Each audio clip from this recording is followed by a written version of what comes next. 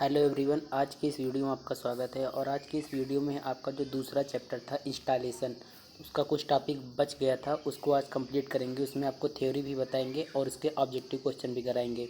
इस वीडियो के बाद ये जो टॉपिक है आपका 2.1 जो है installation of transmission and distribution line, ये टॉपिक आपका समाप्त हो जाएगा। इसके बाद हम शुरू करेंगे 2.2।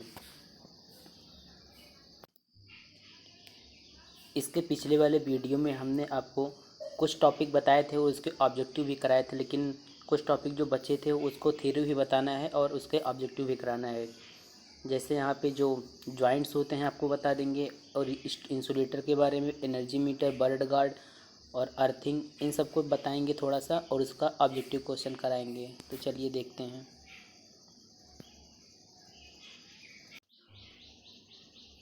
तो जो आज का हमारा टॉपिक है वो है पहले गार्ड वायर। तो पहले आपको बता देते हैं गार्ड वायर क्या होता है, उसके बाद आप ऑब्जेक्टिव क्वेश्चन कर पाएंगे। तो देखिए, आपने देखा होगा गार्ड वायर जो होता है, जैसे कि मान लीजिए ये आपका इलेक्ट्रिक पोल है, ये पोल है, और यहाँ से आपका क्या गया है, RYB 3 फेस की लाइन गई है। तो जब रेलवे क्रॉसिंग होता है या रोड क्रॉसिंग होता है, तो बीच में मतलब कि अगर गलती से कोई फेज वायर टूट जाता है तो वो सीधे रोड पे गिरेगा। उससे बचाने के लिए, ताकि वो मतलब कि गिरने के बाद कोई ख़तरा ना उत्पन्न हो, यहाँ पर हम क्या करते हैं, ऐसे करके एक गार्ड वायर लगा देते हैं। ऐसे होता है वो, गार्ड वायर लगा देते हैं। तो जो गार्ड वायर होता है, अगर कोई फेज वायर आपका टूट जाता है, मान लीजिए जैसे ये है, अगर ये फेज वायर यहाँ से बीच में टूट जाएगा तो सीधे ज़मीन पे आएगा। लेकिन जो गार्ड वायर लगा होता है वो उसको भूमि पर आने से रोकता है। और जो गार्ड वायर होता है वो किससे कनेक्ट होता है, वो अर्थिंग से कनेक्ट होता है। वो अर्थिंग से कनेक्ट होता है, तो उसको क्या करता है, कोई भी अगर फेज वायर जो होता है अगर टूट के गिरता है वो, तो वो सीधे क्या होता है, अर्थिंग से कनेक्ट हो जाता है। इससे क्या होता है, हमारा सर्किट ब्रेकर बंद हो जाता है, और जो तब वायर गिरा रहता है उसमें सप्लाई आना बंद हो जाता है। तो आपको समझ में आ गया कि गार्ड वायर जो होता है वो क्या होता है, फेस तार को टूटने पर उसको ज़मीन से वो सीधे अगर आ जाएगा तो ख़तरा हो जाएगा। इससे बचाने के लिए क्या करते हैं, हम गार्ड वायर का प्रयोग करते हैं। गार्ड वायर क्या करता है, जो फेज़ वायर है आपका, अगर ये टूट जाता है तो उसको सीधे भूमि पर लाने से बचाता है, ताकि कोई ख़तरा न हो। तो यही पहला आप ऑब्जेक्टिव क्वेश्चन जो आपका है वो क्या कर रहा है कि गार्ड वायर प्रयोग होता है कहाँ पर, मनुष्य की रक्षा के लिए, जानवरों की रक्षा के लिए, संचार परिपथ की सुरक्षा के लिए, उपरोक्त सभी। तो आपको पता है कि गार्ड वायर बताया ना आपको, मनुष्य की सुरक्षा के लिए होता है, जानवरों की सुरक्षा के लिए होगा। मतलब कि अगर वायर सड़क वगैरह पे गिर जाता है तो उससे खतरा हो सकता है। उससे सुरक्षा किसको होगी, मनुष्य को भी, जानवरों को भी। संचार परिपथ मतलब जो कम्युनिकेशन वायर गए होते हैं उनके लिए भी होता है। तो इनमें से आपका जो सही ऑप्शन है वो ये वाला ऑप्शन सही है, उपरोक्त सभी। अब देखिए, गार्ड वायर से ही रिलेटेड अगला क्वेश्चन है हमारा। अगला क्वेश्चन क्या कह रहा है कि गार्ड वायर का प्रयोग होता है लघु संचरण लाइन में, मध्यम संचरण लाइन में, दीर्घ संचरण लाइन में, उपरोक्त सभी। तो आपको बता दें कि जो गार्ड वायर होता है वो सेफ्टी के लिए प्रयोग किया जाता है, ताकि कोई दुर्घटना ना घटे। तो इसमें कोई मतलब नहीं है कि लघु संचरण लाइन है कि मध्यम है कि दीर्घ संचरण लाइन है। ये गार्ड वायर बेसिकली ज़्यादातर प्रयोग होता है, जैसे आपका रोड क्रॉसिंग हो गया, रोड क्रॉस हो रहा है तो वहाँ पर गार्ड वायर लगा देते हैं। रेलवे क्रॉसिंग हो गया, रिवर क्रॉसिंग हो गया, तो इन सब जगहों पे सुरक्षा की दृष्टि से गार्ड वायर का प्रयोग किया जाता है। तो इसमें से जो आपका ऑप्शन सही होगा, ये देखिए, लघु संचरण लाइन प्रयोग हो सकता है, मध्यम में भी, दीर्घ में भी। तो इसमें सही ऑप्शन जो है वो आपका है उपरोक्त सभी। अब हम अगला क्वेश्चन देखते हैं। जो हमारा अगला क्वेश्चन है 3 नंबर क्वेश्चन, वो क्या कर रहा है कि नदी क्रॉसिंग मतलब कि रिवर क्रॉसिंग के लिए जलस्तर व 11 kV लाइन चालक तार के मध्य अंतर होना चाहिए। कहने का मतलब कर रहा है कि अगर यहाँ पे नदी है और ऊपर से क्या जा रहा है, आपका ट्रांसमिशन लाइन जा रहा है, तो चालक तार और नदी का जल जो है उसके मध्य कितना अंतर होना चाहिए। तो पहला ऑप्शन है 4.5 मीटर, 9 मीटर, 8 मीटर, इनमें से कोई नहीं। तो आपको बता दें, इसके लिए पहला वाला ऑप्शन सही है, 4.5 मीटर का अंतर होना चाहिए। ये वाला ऑप्शन आपका सही है। अब हम अगला क्वेश्चन देखते हैं। जो अगला क्वेश्चन है वो क्या कर रहा है कि गार्ड वायर का प्रयोग होता है। 4 ऑप्शन इसके दिए गए हैं, उसको आपको दिखा रहे हैं। तो जो पहला ऑप्शन है रोड क्रॉसिंग, दूसरा है नदी क्रॉसिंग, तीसरा रेलवे क्रॉसिंग, उपरोक्त सभी। तो आपको हमने पहले भी बताया कि गार्ड वायर जो होता है वो सुरक्षा के लिए होता है, और ये तीनों में ही प्रयोग किया जाता है। तो इसमें से जो आपका सही ऑप्शन है वो चौथा ऑप्शन सही है, उपरोक्त सभी। दोस्तों अब हम अपना नेक्स्ट क्वेश्चन देखते हैं। जो नेक्स्ट क्वेश्चन क्या कह रहा है कि भवनों पर या उसके आसपास से विद्युत लाइन को गुजारते समय किस नियम का पालन करना चाहिए। कहने का मतलब है अगर कोई घर है और वहाँ से हम ट्रांसमिशन लाइन या डिस्ट्रीब्यूशन लाइन को गुजार रहे हैं तो उसके लिए कौन सा विद्युत नियम का पालन करना चाहिए। तो इसके लिए आपको इंडियन इलेक्ट्रिसिटी रूल पढ़ना होगा, जो कि रूल की संख्या है 146।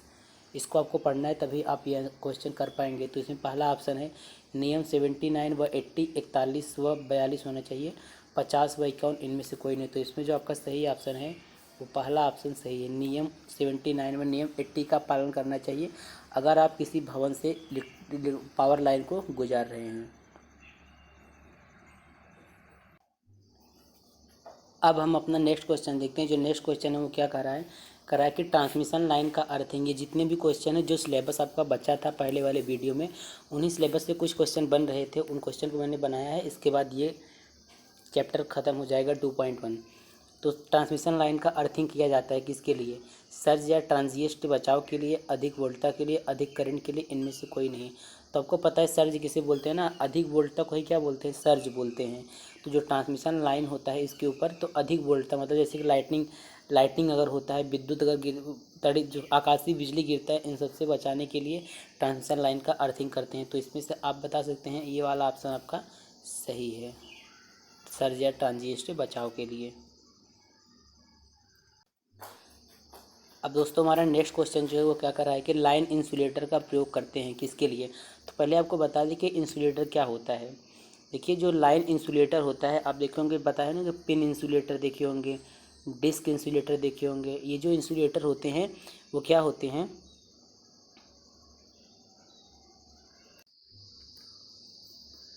वो जो होते हैं आप जैसे कि मान लीजिए ये आपका इलेक्ट्रिक पोल हो गया, और इधर से आपका क्या लाइन आ रहा है, ट्रांसमिशन लाइन। तो ट्रांसमिशन लाइन और इलेक्ट्रिक पोल को, ट्रांसमिशन लाइन जो लाइन चालक है, ये जो आपका लाइन चालक है, ये लाइन कंडक्टर है, इस लाइन चालक को पोल से विद्युत रोधित करने के लिए हम क्या लगाते हैं, इंसुलेटर लगाते हैं। ताकि इंसुलेटर इसलिए लगाते हैं ताकि जो ये इलेक्ट्रिक लाइन जो पावर लाइन आ रहा है उसका संपर्क जो है पोल में ना हो जाए, मतलब किसी भी स्थिति में पोल में करंट नहीं आना चाहिए। इसीलिए तो हम कह सकते हैं कि लाइन चालक को जो पोल होता है उससे क्या करने के लिए, विद्युत रोधित करने के लिए हम इंसुलेटर का प्रयोग करते हैं। तो आप देख सकते हैं इसी में आपका आंसर भी है कि लाइन इंसुलेटर का प्रयोग करते हैं। पहला ऑप्शन है लाइन चालक को लाइन आधार से विद्युत रोधित करने के लिए, लाइन आधार की सुरक्षा के लिए, लाइन चालक की सुरक्षा के लिए। तो इसमें से जो पहला वाला ऑप्शन है वो ऑप्शन आपका सही है, ये वाला ऑप्शन आपका सही है, लाइन चालक को लाइन आधार से विद्युत रोधित करने के लिए। अब देखिए हमारा जो नेक्स्ट क्वेश्चन है वो क्या कह रहा है कि लाइन इंसुलेटर बना होता है। तो आपको बताना है जो लाइन इंसुलेटर, जाहिर सी बात है इंसुलेटर कह रहा है तो किस पदार्थ का बना होगा। पहला ऑप्शन है पोर्सिलेन, दूसरा ग्लास, तीसरा पीवीसी, इनमें से कोई नहीं। इसके लिए आपको लाइन इंसुलेटर का थ्योरी पढ़ना होगा तो आपको पता चलेगा कि लाइन इंसुलेटर जो होता है वो आपका पोर्सिलीन का बना होता है। तो इसमें से आपका पहला वाला ऑप्शन सही है। दोस्तों अब हमारा जो नेक्स्ट क्वेश्चन है वो क्या कह रहा है कि लाइन इंसुलेटर में कौन कौन से गुण होने चाहिए। यांत्रिक रूप से दृढ़, आपको पता है कि जो लाइन इंसुलेटर है वो क्या करता है, लाइन चालक को लाइन आधार होता है उससे विद्युत रोधित करता है, तो यांत्रिक रूप से दृढ़ होना चाहिए। ये पहला ऑप्शन तो बिल्कुल सही है। दूसरा उच्च परावैद्युत सामर्थ्य, मतलब कि परावैद्युत सामर्थ्य भी क्या होना चाहिए, हाई होना चाहिए। सस्ता व सुलभ भी होना चाहिए, उपरोक्त सभी। तो इसमें से जो सही ऑप्शन है वो आपका चौथा ऑप्शन सही है।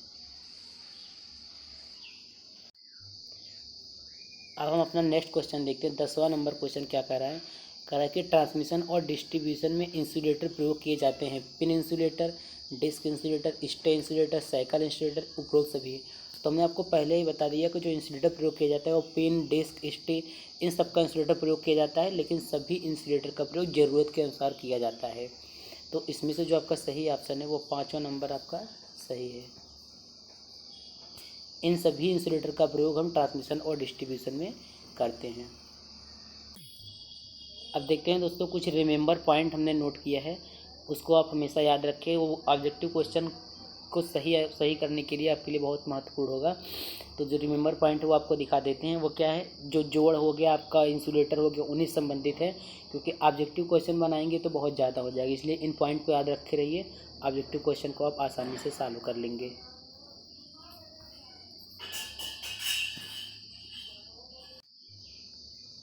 तो ये जो रिमेंबर पॉइंट है आप इसका स्क्रीनशॉट ले लीजिए, इसको आपको याद रखना होगा। तो पहला पॉइंट जो है वो क्या कह रहा है कि जो पिन इंसुलेटर होता है उसका प्रयोग हम 33 kV के लिए, मतलब कि पिन इंसुलेटर का प्रयोग 33 kV के लिए अधिक होता है, मतलब 33 kV के लाइन के लिए अधिक होता है, लेकिन 66 kV के लाइन के लिए भी ये पर्याप्त होता है। कहने का मतलब हम पिन इंसुलेटर का सबसे अधिक प्रयोग 33 kV लाइन के लिए होता है, लेकिन हम 66 kV के लिए भी प्रयोग कर सकते हैं। अब दूसरा पॉइंट क्या कह रहा है कि डिस्क इंसुलेटर का प्रयोग 11 kV विद्युत सामर्थ्य के लिए होता है। ये सारे जो रिमेंबर पॉइंट हैं ये ऑब्जेक्टिव क्वेश्चन के तौर पे आ सकते हैं। अब जो नेक्स्ट पॉइंट है वो क्या कह रहा है कि स्ट्रेन इंसुलेटर का प्रयोग वहाँ किया जाता है जहाँ पर लाइन चालक को तनाव पर या खींच कर रखने की ज़रूरत होती है। नाम से ही पता चल रहा है कि स्ट्रेन मतलब खिंचाव, मतलब इस इंसुलेटर का प्रयोग वहीं करेंगे जहाँ पर हमें लाइन चालक को क्या करना हो, टाइट रखना हो, तनाव पर रखना हो, वहाँ पर हम क्या प्रयोग करेंगे, स्ट्रेन इंसुलेटर। अब जो नेक्स्ट पॉइंट है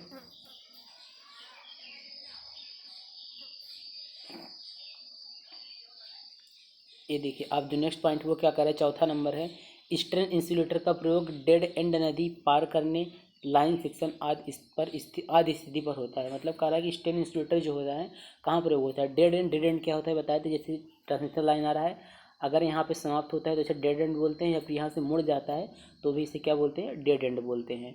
तो स्ट्रेन इंसुलेटर का प्रयोग यहाँ पर डेड एंड पर किया जाता है, नदी पार करने, लाइन सेक्शन आदि स्थितियों पर होता है। अब दोस्तों हम अपना नेक्स्ट क्वेश्चन देखते हैं। नेक्स्ट क्वेश्चन क्या कह रहा है कि लाइन चालक होना चाहिए। पहला ऑप्शन है उच्च चालकता व निम्न प्रतिरोधकता का। लाइन चालक आपको बता दें क्या होता है। पहले देखिए, आप देखिए इलेक्ट्रिक पोल देखे होंगे और ये ट्रांसमिशन लाइन देखे होंगे। तो जो लाइन चालक होता है वह वोल्टेज और करंट के वेव फॉर्म को क्या करता है, कैरी करता है। मतलब यहाँ से आपका क्या जाएगा, वोल्टेज और करंट इस लाइन चालक से, इसी को लाइन चालक बोलते हैं, जो वोल्टेज और करंट के वेव फॉर्म को कैरी करता है, मतलब उसको एक एंड से दूसरे एंड से ले जाता है। आप समझ सकते हैं कि जो लाइन चालक होता है क्या करेगा, यहाँ पे करंट वोल्टेज होगा उसको एक एंड से दूसरे एंड तक ले जाएगा, उसी को हम लाइन चालक बोलते हैं। तो क्वेश्चन क्या कह रहा है कि लाइन चालक होना चाहिए उच्च चालकता व निम्न प्रतिरोधकता का, उच्च तन्य सामर्थ्य का, निम्न प्रतिरोध ताप गुणांक का, चौथा उपरोक्त सभी। तो आपको पता है कि लाइन चालक में जो होना चाहिए उसकी चालकता उच्च होनी चाहिए और प्रतिरोधकता उसका कम होना चाहिए, और उच्च तन्य सामर्थ्य कम होना चाहिए, प्रतिरोध ताप गुणांक भी कम होना चाहिए। इसलिए इसमें आपका चौथा ऑप्शन सही है, उपरोक्त सभी। अब हमारा जो नेक्स्ट क्वेश्चन क्या कह रहा है कि लाइन चालक के लिए प्रयोग किए जाते हैं। मतलब जो लाइन चालक होता है आपको जो होता है किस पदार्थ का बना होता है, तो तांबा, एल्युमिनियम, इस्पात, उपरोक्त सभी। तो आप समझ सकते हैं कि लाइन चालक जो होता है वो तीनों पदार्थों से बनाया जा सकता है, इसलिए इसमें चौथा ऑप्शन सही है। अब आपका जो नेक्स्ट क्वेश्चन है वो क्या कह रहा है कि अर्थ वायर जो होता है आपका जुड़ा होता है। अर्थ वायर जो होता है, अर्थ वायर किससे जुड़ा होता है। तो पहला ऑप्शन है ग्राउंड, दूसरा अप्लायंस, और दो ऑप्शन और है वो आपको दिखा देते हैं। तीसरा ऑप्शन है पावर हाउस, चौथा ट्रांसफार्मर से। तो इसमें जो आपका सही ऑप्शन होगा वो कौन सा होगा, अर्थ वायर। आपको पता है कि जो अर्थिंग का वायर होता है वो ग्राउंड से जुड़ा होता है, तो इसमें से आपका पहला वाला ऑप्शन जो है वो सही है। अब जो हमारा नेक्स्ट क्वेश्चन है वो क्या कह रहा है कि अर्थ या ग्राउंड वायर का आकार जो होता है वो किस पर आधारित होता है। तो पहला ऑप्शन है जो का maximum fault current carrying through the ground wire, और दूसरा ऑप्शन है rated current carrying capacity of the service line, तीसरा है depend on the soil resistance, और चौथा है बोथ ए एंड सी। तो इसमें से जो आपका सही ऑप्शन है वो चौथा वाला ऑप्शन सही है, ए एंड सी, मतलब कि पहला और तीसरा ऑप्शन जो है इसमें आपका सही है।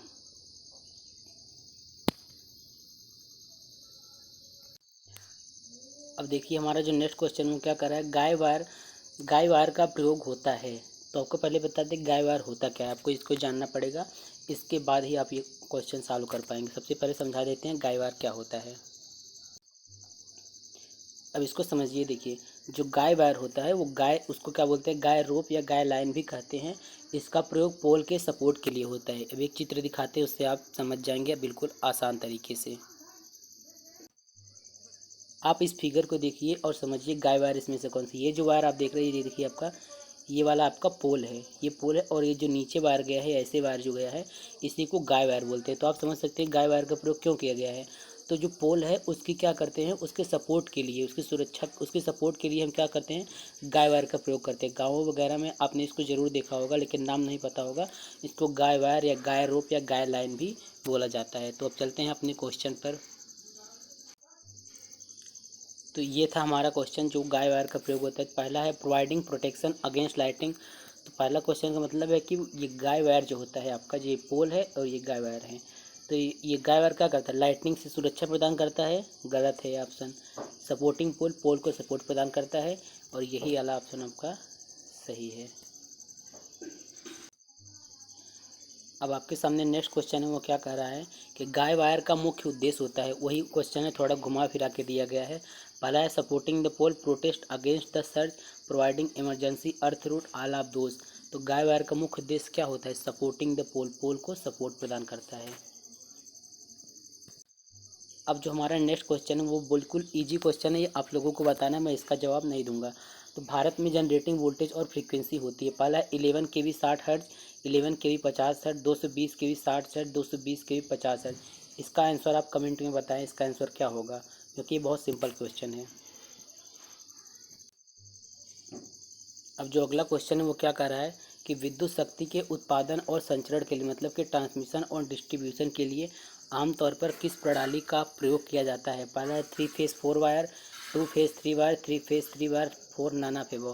बहुत सा बेसिक सा क्वेश्चन है। आपको पता है विद्युत शक्ति के ट्रांसमिशन और डिस्ट्रीब्यूशन के लिए जनरली जो जिस सिस्टम का प्रयोग किया जाता है वो होता है 3 फेज 3 वायर। इसमें से आपका तीसरा वाला ऑप्शन जो है सही है।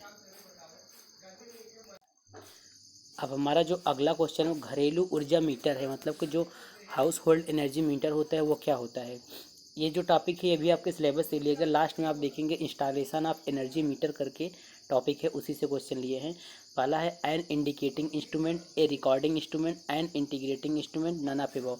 तो घरेलू ऊर्जा मीटर जो होता है आपको बता दें इंडिकेटिंग, तो मतलब कि वह इंडिकेट तो करता है, ये सही है। लेकिन ए रिकॉर्डिंग इंस्ट्रूमेंट रिकॉर्ड भी करता है। ए एन इंटीग्रेटिंग का मतलब है जो इंडिकेट भी करे और रिकॉर्ड भी करे। तो इसमें से जो आपका सही ऑप्शन है वो ये वाला ऑप्शन सही है। अब जो हमारा अगला क्वेश्चन है वो क्या है कि फ्यूज होना चाहिए कम गलनांक वाला, अधिक चालकता वाला, कम कीमत वाला, उपरोक्त सभी। तो एक फ्यूज में निम्न सभी गुण होना चाहिए कि कम गलनांक वाला भी होना चाहिए वो, ताकि जल्दी से गल जाए, पिघल जाए। अधिक चालकता वाला भी होना चाहिए, कम कीमत वाला भी होना चाहिए, उपरोक्त सभी। तो इसमें से आपका जो सही ऑप्शन है वो चौथा ऑप्शन सही है। अब लास्ट में एक नोटिस, अगर आपको किसी भी क्वेश्चन में कोई भी समस्या हो या किसी भी क्वेश्चन का आंसर गलत लगे तो कृपया कमेंट करें। उस क्वेश्चन का आंसर फिर से रिव्यू करेंगे हम और उसका सही आंसर अपडेट कर देंगे। और अगले वीडियो जो होगा आपका वो होगा 2.2, जो इंस्टॉलेशन चैप्टर आपको दिखा देते हैं। अब देखिए ये जो है आपका जो पहला वाला, देखिए यहाँ पे जो पहला वाला टॉपिक ये ख़त्म हो चुका है दूसरे चैप्टर का, ये वाला इंस्टॉलेशन ऑफ ट्रांसमिशन डिस्ट्रीब्यूशन। अब जो शुरू करेंगे वो उसको बताएंगे थ्योरी के साथ, लेइंग ऑफ अंडरग्राउंड केबल्स, मतलब भूमिगत लाइन होता है उसका ले कैसा होना चाहिए।